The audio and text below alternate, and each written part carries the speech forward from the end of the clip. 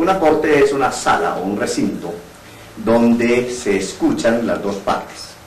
Las dos partes, estamos hablando de la defensa y el acusador, en este caso sería el Estado. El acusador, pues lógicamente es el ente que es el que tiene la carga de la prueba, en este caso el Estado o el gobierno, donde tiene que recopilar absolutamente toda la gama de recursos que la ley establece para poder probar de que un acusado es culpable de un delito y por supuesto llevarlo a juicio ante un jurado compuesto por miembros de la sociedad. Esto es muy importante establecerlo porque en esta corte es donde se establece realmente la culpabilidad o inocencia de un acusado. En el sistema acusatorio nosotros siempre pensamos, porque la ley lo dicta así, de que se considera inocente una persona hasta que se compruebe que es culpable y sea declarado convicto por un jurado. A diferencia del código napoleónico, del código románico, donde una persona presuntamente se considera culpable hasta que se compruebe, pues lógicamente que es inocente. Esa es la diferencia. Por eso la carga de la prueba, en este caso el sistema penal acusatorio, la tiene el Estado y tiene que probar. Pero en algunos casos, el individuo que es acusado también tiene que aportar pruebas sustanciales para su propia defensa. Y esto es muy importante establecer en esto.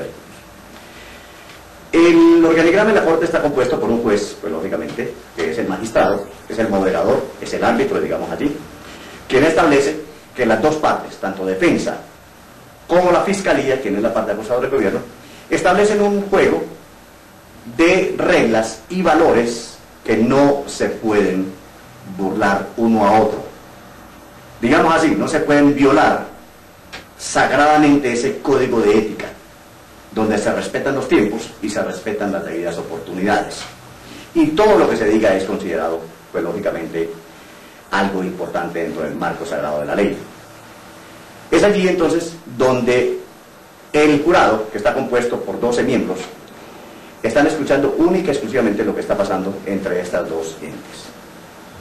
También, algo importante, hay un secretario de la Corte, que es el que está tomando nota de todo lo que está pasando dentro de la Corte, y esto hace, pues lógicamente, que todo se esté grabando simultáneamente para establecer después, perimetralmente, todo lo que se necesita para posteriormente revisar un caso o ir a una apelación o apelar a una decisión del juez. Dentro de este organigrama están dos áreas que son importantes. Al frente de la Corte, por ejemplo, hay dos estrados, uno a la parte izquierda y otro a la parte derecha.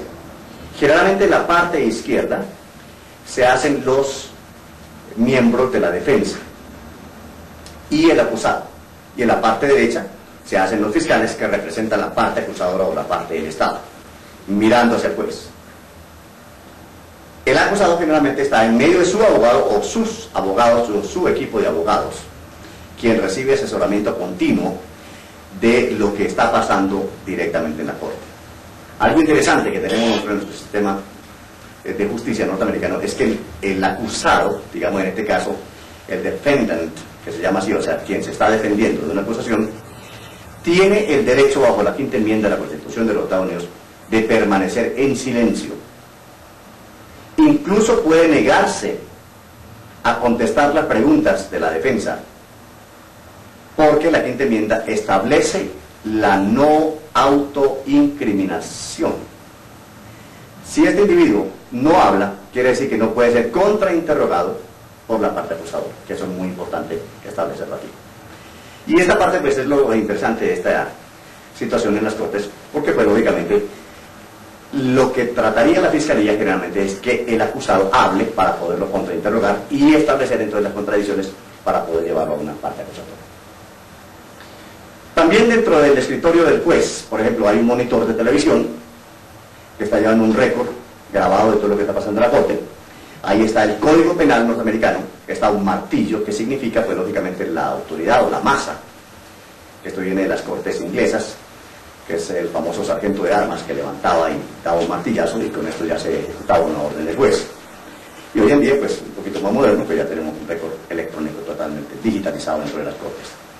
También tenemos un panel o las sillas que se están presentando en la parte hacia un lado de lo que está pasando del juez, que son los miembros del jurado. Estos miembros del jurado son personas normales de la sociedad que son escogidas previa a un sistema de computadoras bajo su número de Social Security o un número de identificación, y son citados en grupos para establecer que no tienen ninguna inhibición para poder servir como jurados, como lo establece la ley.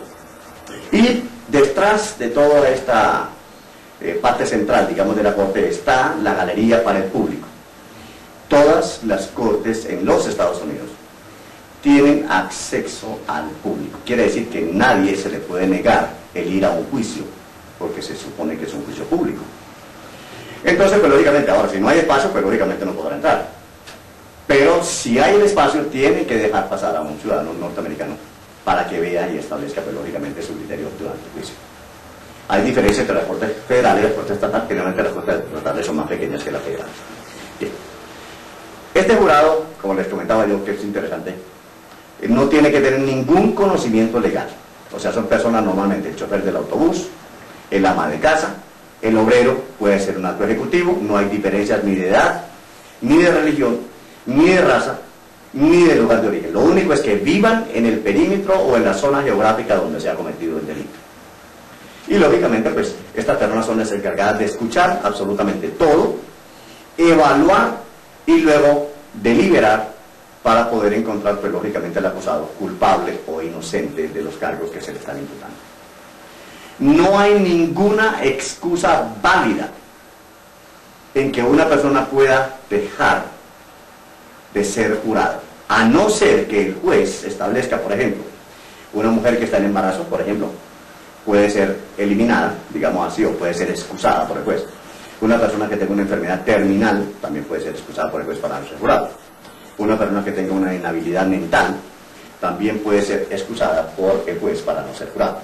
O una persona que ya tenga un prejuicio en contra de ese acusado. Podríamos decir, si esa persona es racista y resulta que el acusado es de color negro, pues lógicamente si esa persona tiene ya un cierto animadversión hacia lo negro, pues lógicamente esa persona, la defensa la va a eliminar, porque pues lógicamente podría ser que su tendencia de racismo pueda hacer que su cliente sea encontrado culpable más rápidamente. Si es un caso, por ejemplo, donde involucra la pena de muerte y la persona por sus convicciones religiosas dice yo no estoy de acuerdo con la pena de muerte, pues lógicamente la Fiscalía tratará de eliminar a ese jurado, aduciendo de que no podría ser un juicio justo y de acuerdo con la ley norteamericana, porque podría implicar la pena de muerte y lógicamente ese jurado no estaría de acuerdo con la pena de muerte. Cosas así interesantes para que ustedes entiendan cómo funciona un juicio en los Estados Unidos y la tendencia general en América Latina.